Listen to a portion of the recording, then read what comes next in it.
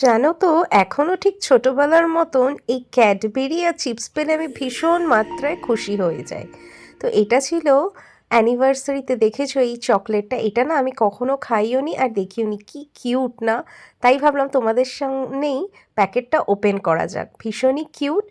আর এই খেতেও যেরকম ডেয়ারি মিল্ক থাকে সেরকমই, বাট দেখতে ভীষণই কিউট। আর খুলে আমি তো পুরোটাই খুলছি, দেখো তোমরা সামনেই তো ভালোবাসা দিবস আসছে। জানি না এই একটা দিন কি করে ভালোবাসা দিবস হয়, বাট আসছে। তাই তোমরা তোমাদের জাদু সোনা বাবুটোনাকে কিন্তু এই ক্যাডবেরিটা দিয়ে উপহার হিসাবে দিতেই পারো।